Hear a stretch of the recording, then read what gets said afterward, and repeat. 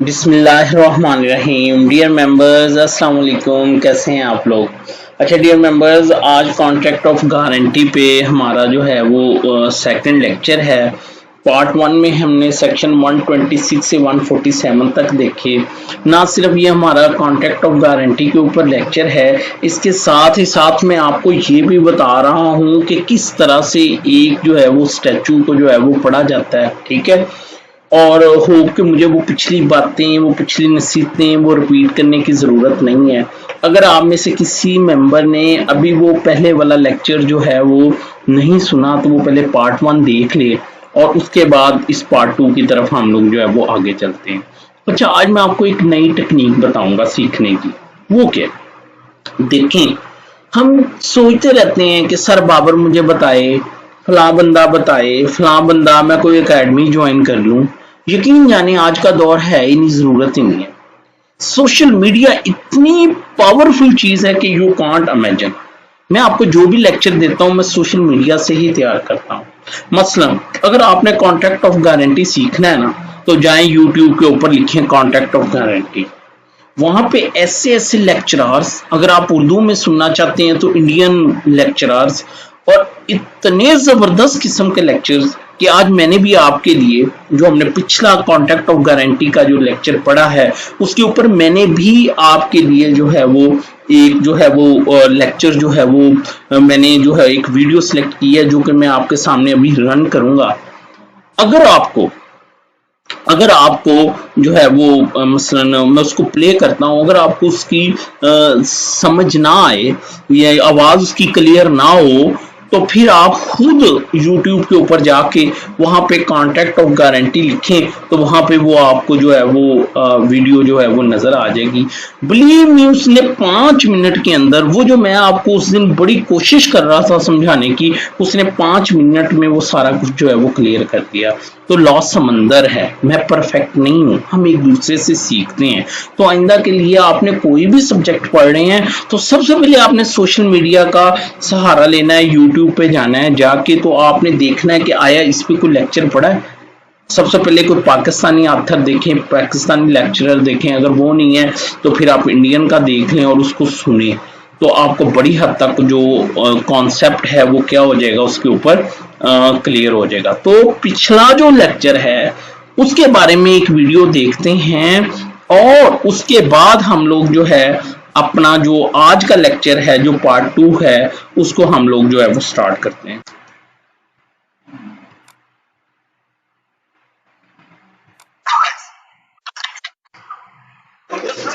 Learn about contract of guarantee. This topic is given in contract. Let's start with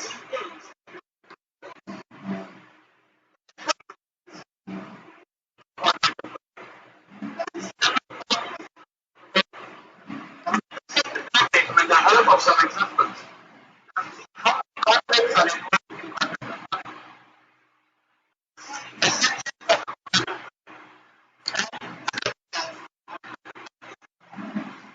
stop.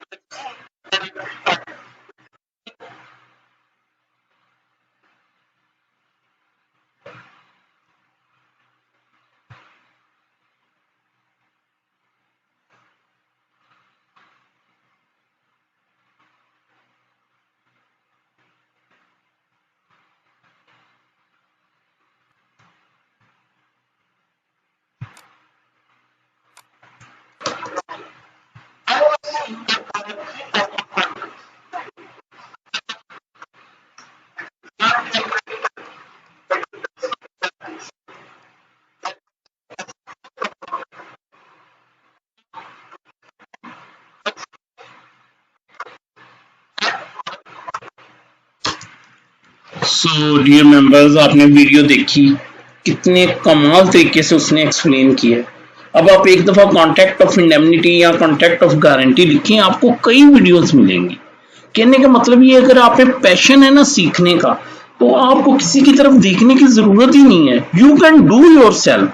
जैसा कि मैंने आपके सामने एक वीडियो जो है वो रखी है, और इंशाल्लाह आइंदा जो मैं आपको लेक्चर्स दिया करूंगा, अगर किसी की मुझे बहुत वो अट्रैक्ट करेगी इस तरह का लेक्चर, तो मैं उसको भी अपने लेक्चर में जो है वो शामिल किया करूंगा। अदरवाइज अगर यहाँ पे उनकी साउंड क्लियर ना आई, तो फिर आप खुद भी वहां पे सर्च करके तो आप उसको जो है वो देख सकते हैं। तो अब हम आगे चलते हैं। अपना जो लेक्चर है, आज हम पढ़ेंगे section 129 continuing guarantee. Continuing guarantee, अब मेरी बात सुने, कोई मुझे जरूरत तो नहीं है ना वो रिपीट करने के लिए कि किस तरह हम बेरेक पढ़ रहे हैं। हम 4 स्टेप्स में पढ़ते हैं। एक स्टेप में हम अपने कंटेंट्स तैयार कर रहे हैं, हम एक पेज के ऊपर वो सेक्शंस लिखते जा रहे हैं, ठीक है। और ताकि वो उसको बार बार जब भी एक सेक्शन पढ़ते हैं तो उसको देखते हैं, ताकि वो हमें मेमोराइज होता चला जाए, ताकि उसकी एक स्कीम हमारे ज़हन में बैठती चली जाए। दूसरे स्टेप में हम उसकी रीडिंग कर लेते हैं। तीसरे स्टेप में हम उसके इंग्रेडिएंट देख लेते हैं, और चौथे स्टेप में हम उसकी एग्जांपल देखते हैं। 5वें स्टेप में अगर कोई प्रिंसिपल ले डाउन किया है कोर्स ने तो हम उसको जो है वो देख लेते हैं। तो यही किसी एक्ट को पढ़ने के लिए एक जो है वो क्राइटेरिया हो सकता है। तो आज हम कंटिन्यूइंग गारंटी जो है उसको स्टार्ट करते हैं। तो स्टेप 1 है वो जो स्कीम ऑफ सेक्शन है। होप कि आप लोग जो है आपके पास एक कॉपी पेंसिल है और आपने वो कॉन्ट्रैक्ट चैप्टर 8 के सारे आप एक इंडेक्स जो है उसको लिखते चले जा रहे हैं, ठीक है। स्टेप 2 में हम रीडिंग करते हैं। तो ये मेरी स्क्रीन के 2 हिस्से हैं, ठीक है। एक हिस्सा ये ऊपर वाला है, ये साकन रहेगा, ये जो लिखा हुआ है सेक्शन ये वाला, ये साकन रहेगा, ठीक है। और नीचे हम इसको जो है वो स्टेप 2 में जो है वो स्टडी करते चले जाएंगे। कंटिन्यूइंग गारंटी क्या है जी, रीडिंग करता हूँ। कहता a guarantee which extend to a series of transaction is called a continuing guarantee। मैं 2 मिनट में आपको बता के तो मैं बात जो है वो खत्म कर देता हूं।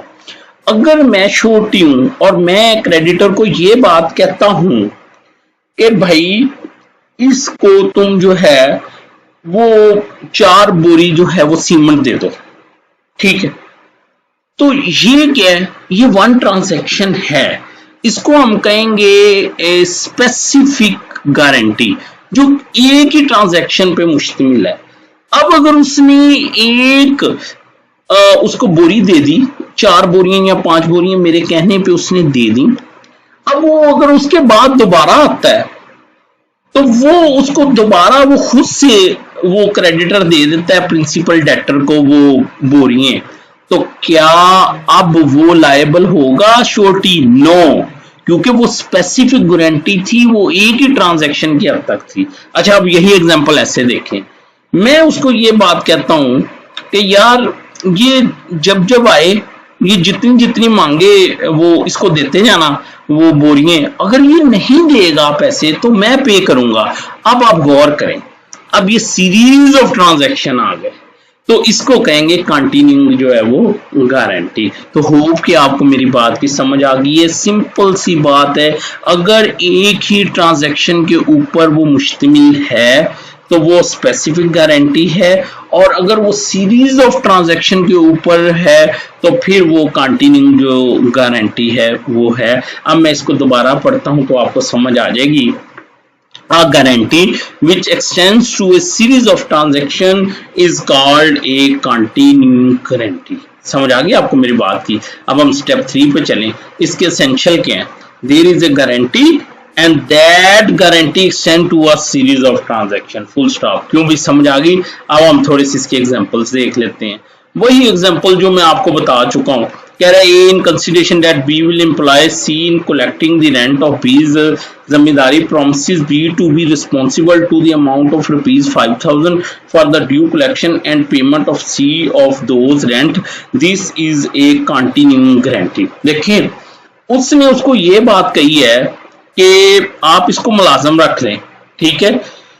सी को बी को कहता है, ठीक है। अच्छा, इसको थोड़ा सा देख लें, ए इसमें छोटी है, ठीक है, और बी इसमें क्रेडिटर है और सी इसमें जो है वो प्रिंसिपल डेटर है। वो कहता है सी को मुलाजम रख लो, ठीक है, और ये 5,000 रुपए तक मैं रिस्पॉन्सिबल हूँगा, ठीक है। 5,000 रुपए तक जो इसने रेंट वसूल करना है मैं उसका रिस्पॉन्सिबल हूँगा। तो भाई अगर वो 5,000 के बाद अगर वो ऊपर वाला 5,000 रुपए कलेक्ट करने के बाद अगर ऊपर वाले पैसों की हद तक वो कोई गबन करता है, कोई फ्रॉड करता है, तो क्या ए उसका रिस्पॉन्सिबल होगा? नहीं होगा। क्या वो श्योरिटी उसका रिस्पॉन्सिबल होगा? नहीं होगा। क्यों? क्योंकि सीरीज ऑफ ट्रांजैक्शन थे और वो 5,000 की हद तक थे। अगर वो 5,000 की हद को एक्सीड करता, ठीक है, तो उस सूरत में वो जो ऊपर वाले पैसे हैं उसका वो जिम्मेदार नहीं होगा, क्योंकि कंटिन्यूइंग गारंटी जो थी वो किस हद तक थी? वो 5,000 की हद तक थी, ठीक है। अब मैं इसको दोबारा पढ़ता हूं, देखें। In consideration that B will employ C in collecting the rent of B's zamindari promises B to be responsible to the amount of ₹5,000 for the due collection and the payment amount ₹5,000 for the due collection and payment by C of those, and this is a continuing guarantee। अब मैं दूसरे example पढ़ता हूँ। A guarantees payment to B, a tea dealer, to the amount of €100 for any tea he may from time to time supply to B, supply C with tea to the above value of 100 euro and C pays B for it. Afterward, B supplies C with T to the value of 200 euro. C fails to pay. The guarantee given by A was a continuing guarantee and A is accordingly liable to B to the extent of 1 euro. ठीक है, उसने उसको कह रखा था कि ये जब जब आए आप इसको 1 यूरो की टी जो है वो दे दिया करें। ठीक है, तो उसने खुद से उसको 200 यूरो की दी है, तो वो 100 यूरो की जब की हद तक जिम्मेदार है, वो 100 यूरो से ऊपर का वो जो है वो जिम्मेदार जो है वो नहीं है। ठीक है, अच्छा अब थर्ड एग्जांपल पे है, वो कहता है A guarantee payment to B of the price of 5 sacks of flour to be delivered to B to C and to be paid for in a month. B deliver 5 sacks to C. C pay for them after B deliver 4 sacks to C, which C does not pay for. The guarantee given by A was not a continuing guarantee and according to he is not liable for the price of the 4 sacks. भाई जब ये specific guarantee की example, उसने सिर्फ 5 सैक्स का कहा था, उसने ये नहीं कहा था कि व्हेन एवर ये आए या एक साल में जब जब ये आता रहे आप इसको देते रहे, उसने ये बात नहीं कही थी। उसने वन टाइम के लिए कहा था, तो अगर वन टाइम के बाद हाँ अगर उसने ये कहा होता कि भाई ये जब भी आए आप इसको दे दिया करें, 5 बोरी वो आटा दे दिया करें, ठीक है, तो वो और बात थी, वो कंटिन्यूइंग गारंटी थी, लेकिन यहाँ पे स्पेसिफिक गारंटी थी सिर्फ 5 बोरी की हद तक, तो लिहाजा जो उसके बाद वो ले गया उसका वो जिम्मेदार नहीं है। होप कि आपको मेरी बात की जो है वो समझ आ गई।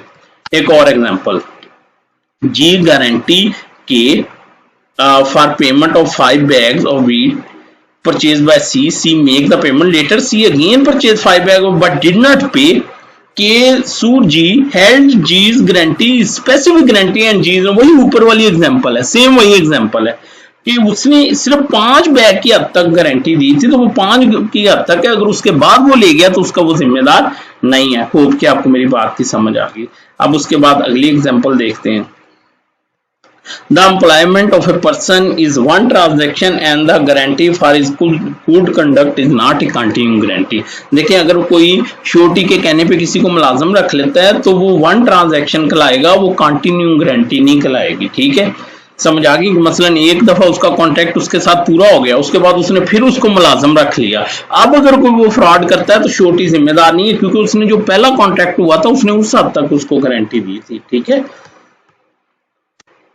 अब है एक और example, A became a surety of B for a treasury, ठीक है, treasurer to the government.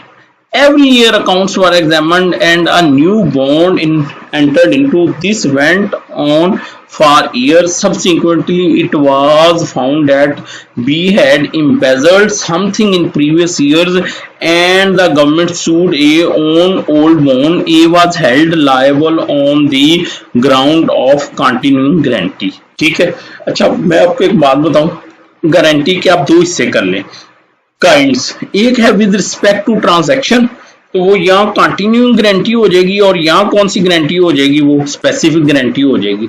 Specific guarantee जो एक ट्रांजैक्शन पर डिपेंड करती है और कंटिन्यूइंग गारंटी जो एक से ज्यादा ट्रांजैक्शन पर डिपेंड करती है।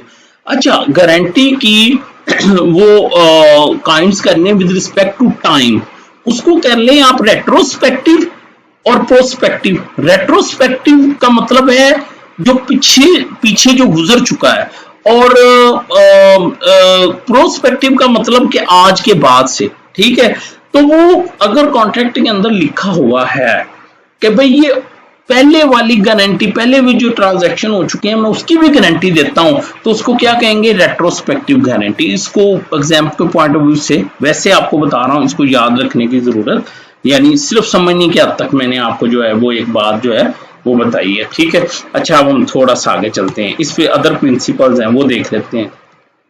वो कहता है a guarantee may be an ordinary guarantee or a continuing guarantee, or specific या ordinary guarantee are in case of ordinary guarantee the surety is liable in respect of one particular, but in case of continuing guarantee the surety is liable in respect of any of the successive transaction.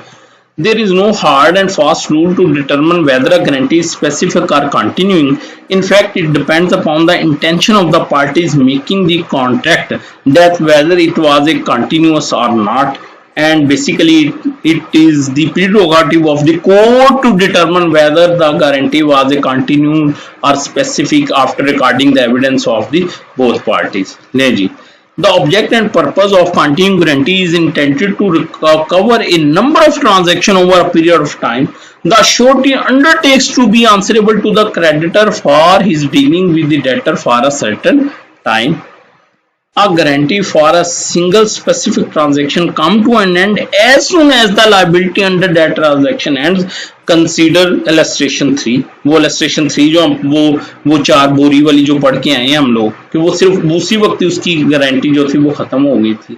अच्छा, ये बड़ा important है। कहता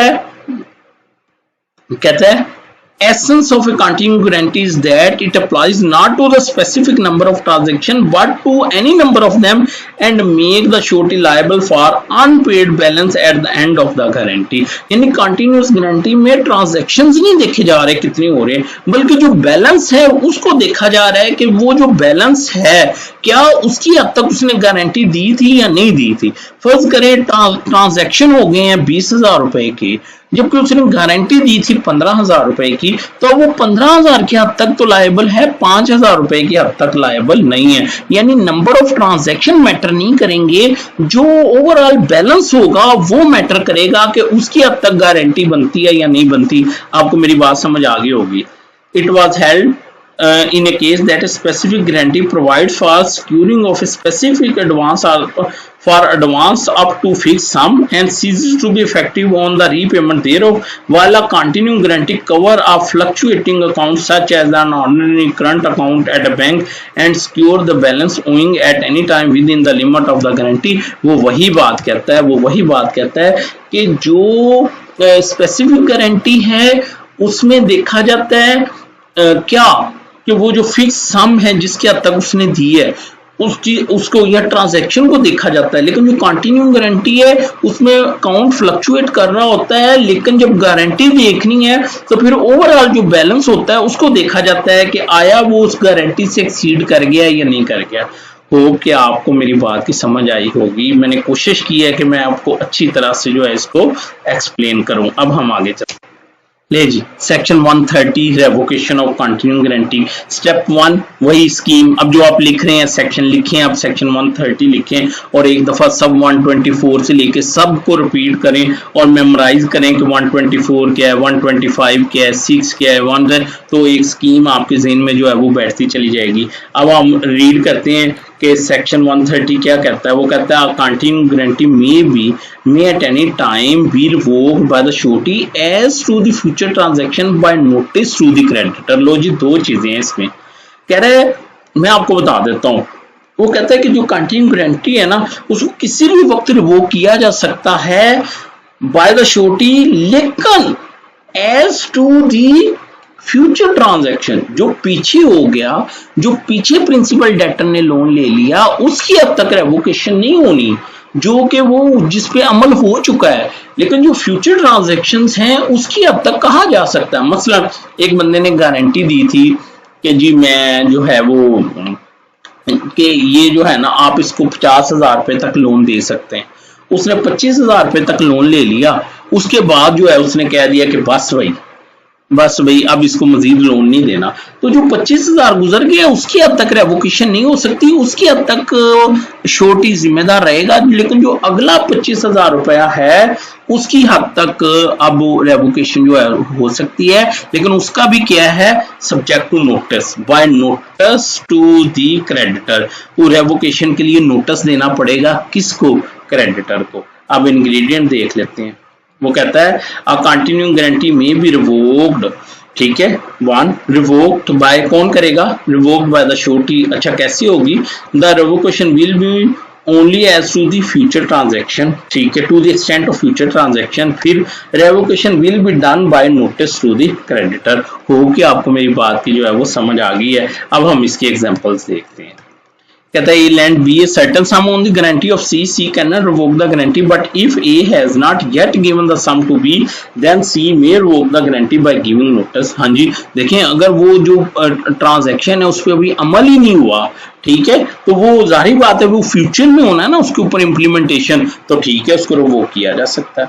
फिर वो A in consideration of B discounting, ठीक है, at A's request bill of exchange for C guaranteed to B for 12 months the due payment of all such bills to the extent of 5,000 rupees, B discount bill for C to the extent of A rupees, afterward at the end of 3 months A revoke the guarantee, the revocation discharges, अच्छा जी, A from all liability to the free from any subsequent discount but A is liable to, वही जो मैंने आपको simple example दी थी कि उसने 5,000 रुपए की हद तक छोटी दी हुई है तो 2,000 रुपए की हद तक वो लोन ले चुका है, ठीक है, तो उसके बाद 2,000 की हद तक वो लायबल रहेगा, लेकिन उसके बाद वो उसका जिम्मेदार नहीं होगा बशर्ते कि वो उसको नोटिस दे। अब तीसरी example, A guarantees to B to the extent of 10,000 rupees that C shall pay all the bills that B shall drawn up him, B draw upon C, C accept the bill, A give notice of revocation, C dishonors the bill at maturity, is liable upon the guarantee। अच्छा अभी इस बात को समझे, ठीक है, देखिए कि मैंने वो क्या कहते हैं कि उसने चेक दे दिया प्रिंसिपल डेटर ने उसको, ठीक है, 5,000 रुपया दे दिया या 10,000 रुपए का चेक दे दिया, ठीक है, अच्छा मीनवाइल उसने रिवोक कर दिया, किसने, श्योरिटी ने, अच्छा उसके बाद वो चेक डिसऑनर हो गया। अब उन्होंने ये होल्ड किया है कि वो बेसिकली ट्रांजैक्शन हो चुका था, जो वो बिल शिल जो है वो उसको दे चुका था या चेक उसको जो है वो दे चुका था, तो अब वो रेवोकेशन के जुमरे में नहीं आएगा बल्कि वो पास्ट ट्रांजैक्शन में आएगा, यानी वो रेट्रोस्पेक्टिवली अप्लाई नहीं होगा। अब वो पाबंद है कि वो उस हद तक छोटी जो है वो रकम को जो है वो अदा करे। आगे चलते हैं जी, अदर प्रिंसिपल्स, ठीक है, रेवोकेशन के बारे में वो कहता है ordinary guarantee is not revocable when once it is acted upon but section 130 is an exception which provide for revocation of continuous guarantee, ठीक है, जनरल रूल ये है कि गारंटी रिवोक नहीं हो सकती, लेकिन सेक्शन 130 जो है वो उसकी एक्सेप्शन है जो कहता है सब्जेक्ट टू नोटिस जो है वो हो सकती है। फिर वो कहता है revocation become effective for future transaction while the remains liable for the transaction already made entered into, कहता है notice to the creditor means a clear and specific notice intended to terminate the liability under the guarantee, यानी जो notice है वो वाज़ेह होना चाहिए, ठीक है, क्लियर कट होना चाहिए। ले जी होप कि आपको इसकी भी सेक्शन 130 की भी जो समझ आ गई। अब हम आगे चलते हैं, सेक्शन 131 के ऊपर चलते हैं, revocation of continue guarantee by sureties death, ठीक है, अच्छा जी, वही स्कीम लिखें आप, वो जो आप सेक्शन अपना चार्ट बना रहे हैं वो बनाएं। अब रीडिंग के ऊपर आ जाए, revocation of continue guarantee by sureties death, ठीक है, रीडिंग कर लेते हैं। वो कहता है the death of a surety operates in the absence of any contract to the contrary as the revocation of continue guarantee so far as regard future transaction. ले जी, जब श्योरिटी मर जाएगा तो उसके बाद अगर कोई ट्रांजैक्शन होता है तो श्योरिटी उसकी हद तक जो है वो जिम्मेदार नहीं होगा, ठीक है, in absence of any contract to the contrary. लेकिन अगर वो कॉन्ट्रैक्ट ऑफ गारंटी में ये लिख दिया जाए कि इसके मरने के बाद इसके रिप्रेजेंटेटिव जिम्मेदार होंगे, तो फिर ये सेक्शन जो है वो 131 अप्लाई नहीं होगा, फिर वो जो टर्म्स एंड कंडीशंस हैं वो जो है वो अप्लाई होंगी। होप कि आपको मेरी बात की जो है वो समझ आ गई है। दोबारा बता देता हूँ कि जो डेथ ऑफ श्योरिटी है उसके बाद वो फ्यूचर ट्रांजैक्शन के लिए श्योरिटी लायबल नहीं होगा या उसके रिप्रेजेंटेटिव लायबल नहीं होंगे, लेकिन अगर कॉन्ट्रैक्ट में उसके अगेंस्ट लिख दिया गया है कि नहीं होंगे तो फिर कॉन्ट्रैक्ट जो है वो प्रिवेल करेगा। अब इसके इंग्रेडिएंट देख लेते हैं। कहता है death of the surety will operate as revocation of continue guarantee, revocation of continuing guarantee only to the extent of future transaction. Section 130 will not apply if the contract is made contrary to that section. तो ये समझ आ गई, easy था। अब इसकी कोई example देख लेते हैं। कहता है A sells goods to B for 1 lakh rupees C guarantees payment, A deliver goods worth 50,000, later on C dies, C property is liable up to 50,000। देखें, 1 लाख की गारंटी थी, 50,000 दे चुका था, उसके बाद वो मर गया, तो अब वो पिछले जो 50,000 पे हैं उसका वो जिम्मेदार है, वो या उसके लीगल हेयर या उसकी एस्टेट जिम्मेदार है, लेकिन जो आइंदा के 50,000 पे हैं उसका वो जिम्मेदार नहीं है। अच्छा, अब हम कुछ प्रिंसिपल देख लेते हैं। कहता the short is legal heir may be sued for liability already incurred, if no legal heir then may be recovered from state of the deceased surety. अगर उसकी स्टेट है वहां से रिकवर किए जा सकते हैं, और अगर उस स्टेट में उसके लीगल हेयर्स हैं तो उनको सू करके वो पैसे लिए जा सकते हैं। ठीक है। Under Pakistani law, notice of death of surety is not necessary, but in English law said notice is mandatory, यानी हमारे लॉ में उसका नोटिस ऑफ डेथ देना जो है वो क्रेडिटर को वो देना जरूरी नहीं है। ठीक है। अच्छा, फिर वो कहता है when consideration for continuing guarantee is indivisible, it cannot be revoked even by surety debt and his estate remains liable for future obligation। मतलब गारंटी के तौर पे एक ज्वाइंट प्रॉपर्टी जो है वो दी हुई है, अब वो ज्वाइंट प्रॉपर्टी जो है वो सेपरेट नहीं हो सकती, तो उस सूरत में श्योरिटी, वो जो श्योरिटी है उसकी लायबिलिटी खत्म नहीं होगी, बल्कि क्या होगा कि वो जो प्रॉपर्टी है उससे वो लायबिलिटी को क्या किया जाएगा, पूरा किया जाएगा। नहीं जी, आज का लेक्चर यहाँ पे खत्म करते हैं। अगेन मैंने वीडियो आपके लिए रखी है जो कि इसको कंटिन्यू गारंटी का जो कॉन्सेप्ट है उसको क्लियर करेगी, उसको हम देख लेते हैं और उसके बाद हम अपना लेक्चर जो है वो खत्म करते हैं। मुझे अपनी दुआओं में याद रखिएगा। Thank you so much. Allah Hafiz.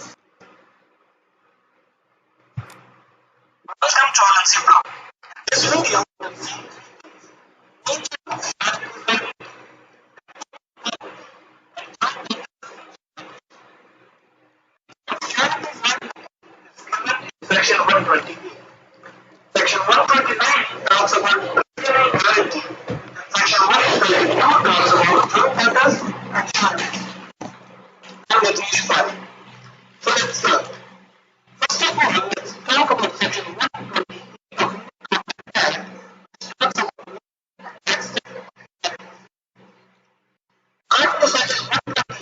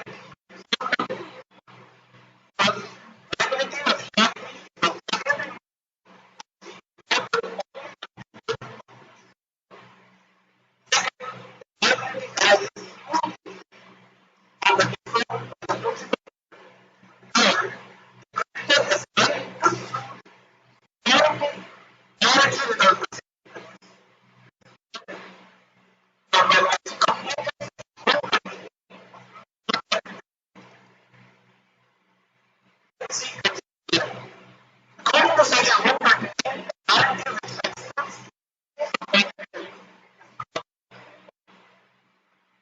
Essence of continuity is that it is not a specific number of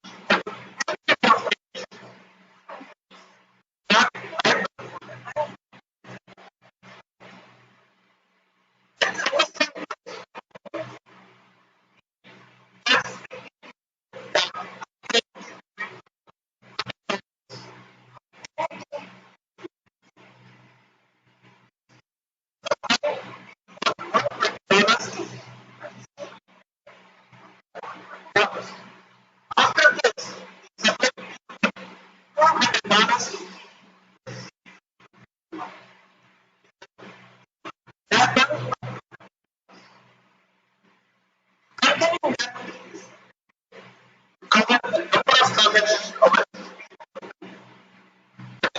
for one specific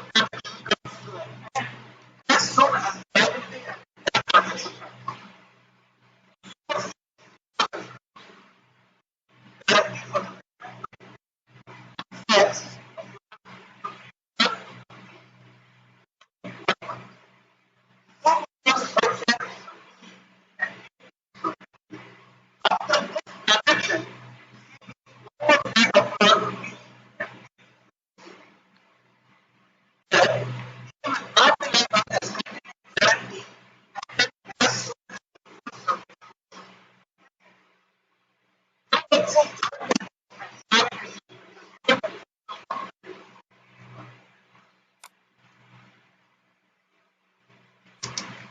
okay dear members, आज का लेक्चर जो है इसको एंड करते हैं और प्लीज़ इसको शेयर ज़रूर कीजिएगा, कमेंट कीजिएगा।